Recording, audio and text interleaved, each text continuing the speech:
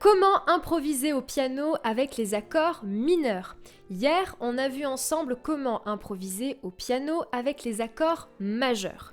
Maintenant, j'aimerais qu'on fasse exactement la même chose avec une autre famille d'accords qui s'appelle les accords mineurs. J'imagine que les termes de majeur, mineur, ça te parle, forcément, même si tu ne sais pas exactement à quoi ça renvoie, parce qu'on en parle tout le temps quand on parle de musique. Donc sans plus attendre, on va passer sur mon piano, on va voir comment improviser un petit morceau. Même chose qu'hier, accord en main gauche, mélodie en main droite, et tu vas voir, ce n'est pas si compliqué que ça. Si tu es prêt, c'est parti. Les accords mineurs, par rapport aux accords majeurs, ne sonnent pas du tout de la même manière. Si je te rejoue l'accord de Do majeur, voilà ce que ça donne. Maintenant, si je te rejoue les accords de Do mineur. On est d'accord, ça n'a rien à voir. Les accords mineurs sonnent beaucoup plus tristes, beaucoup plus dramatiques. Donc, déjà, à ce niveau-là, tu ne pourras pas te tromper quand tu vas les jouer, parce que tu vas te dire, ok, là ça sonne plutôt joyeux.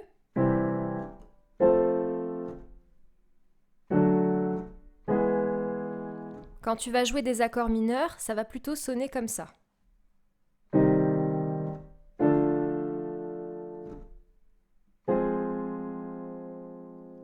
Bon. Maintenant que ça, on est au clair là-dessus. Comment est-ce qu'on les construit? Très simplement. Retiens que l'accord mineur, c'est le contraire de l'accord majeur.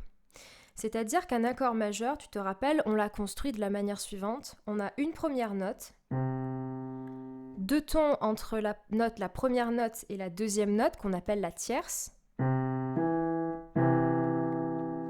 Et ensuite, un ton et demi entre la deuxième et la troisième note, qu'on appelle la quinte.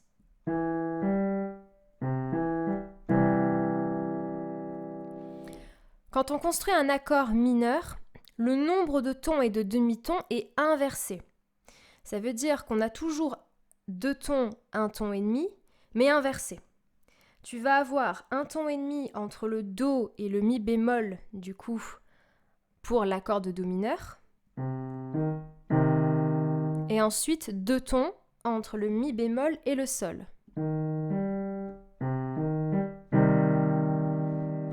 Et c'est comme ça qu'on obtient l'accord de Do mineur.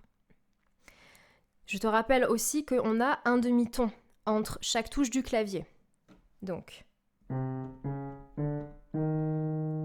3 demi-tons est égal à un ton et demi. Ensuite, je pars du Mi bémol. J'arrive au Sol, j'ai mes deux tons.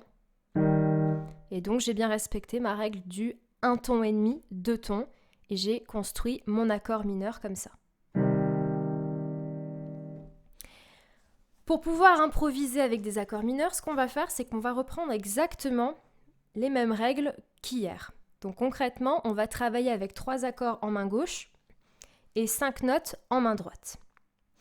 Pour ce qui est des accords en main gauche, on va partir sur 3 accords que seront Do mineur, Fa mineur et Si bémol mineur. Donc, si j'applique ma règle du un ton et demi, deux tons à l'accord de Fa majeur, que je veux le transformer en Fa mineur. C'est très simple, je vais donc partir de ma première note qui est le Fa.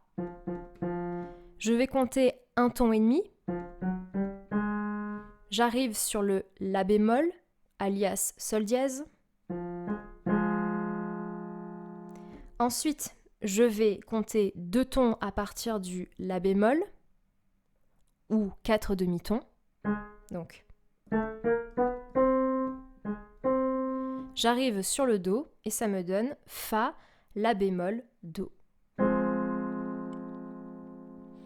Maintenant, on pourrait se dire c'est peut-être plus compliqué avec l'accord de Si bémol mineur.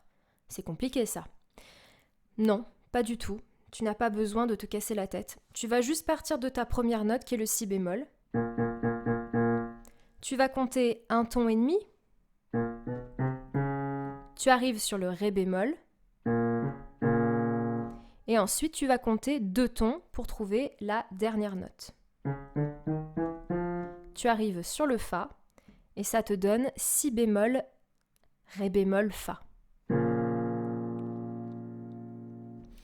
L'avantage de connaître ces règles de ton et de demi-ton, ce n'est pas pour, entre guillemets, se faire chier. C'est tout simplement pour être sûr qu'on ne se trompe pas. J'ai beaucoup de personnes qui me demandent chaque année est-ce que je dois apprendre les accords par cœur. Je ne suis pas forcément fan du par cœur bête, pur et méchant, parce que je trouve que ça ne sert à rien. Par contre, si tu retiens la règle et le nombre de tons et de demi-tons entre chaque note pour chaque type d'accord, là effectivement il va falloir que tu les apprennes par cœur. Mais l'avantage c'est qu'après, tu ne seras pas forcément obligé de tous les apprendre par cœur. Tu peux te dire par exemple, ok j'aimerais créer un accord de sol mineur. Je ne sais pas du tout à quelle note ça correspond. C'est pas grave, tu pars du sol, tu vas te dire ok je sais qu'il y a 1 ton et demi entre ma première et ma deuxième note. J'arrive sur le Si bémol et ensuite je vais compter 2 tons pour trouver ma troisième note. 2 tons, j'ai dit. J'arrive sur le Ré et donc ça me donne Sol, Si bémol, Ré. Et là, je suis sûre à 100% de ne pas me tromper. Donc pour notre improvisation qu'on va créer maintenant, tu vas utiliser ces 3 accords.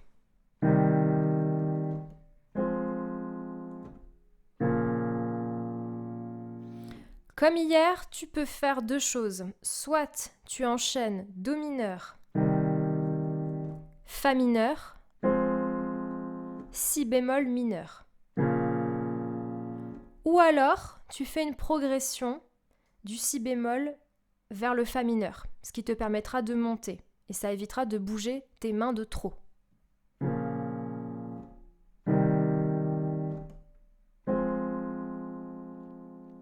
Donc ça, c'était pour la main gauche. Maintenant, pour la main droite. Hier, on était parti sur les 5 notes de musique Do, Ré, Mi, Fa, Sol. Pour avoir une position de base et ne pas avoir à trop bouger ta main. Là, tu ne vas rien changer, sauf le Mi. C'est-à-dire qu'on va utiliser les notes Do, Ré, Mi bémol. Donc là, ton troisième doigt, tu vas un petit peu le décaler vers la gauche. Au lieu d'être là sur le Mi, hop, tu l'élèves vers la touche noire. 4e doigt sur le Fa. Et 5e doigt sur le Sol.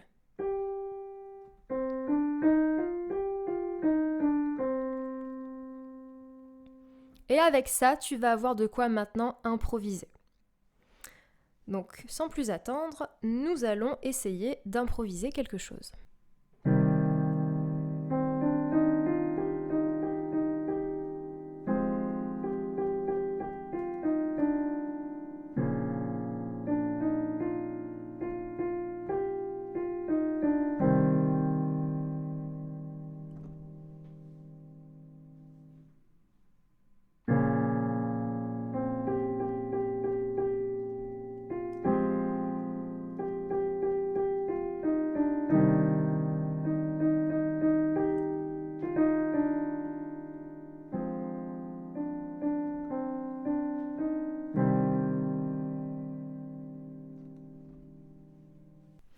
Voilà, je te laisse improviser à présent. Teste des combinaisons. La difficulté ici avec ces 3 accords, ça va être de bien faire sonner l'accord de Si bémol majeur. Pourquoi ? Parce que on a un Ré bémol. Or, dans les notes que je t'ai proposées, on n'a pas de Ré bémol. On utilise le Ré. Donc si tu utilises un Ré en même temps qu'un Ré bémol en main gauche, ça va donner ça. Tu vois, ça ne sonne pas, ça dissonne.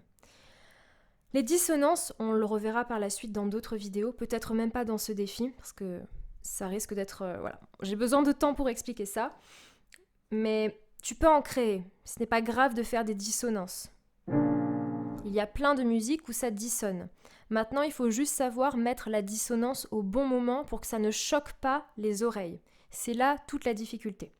Donc ici, ce que je peux t'inviter à faire pour te faciliter la vie, c'est de mettre cet accord et d'utiliser la note Fa en même temps que tu joues cet accord.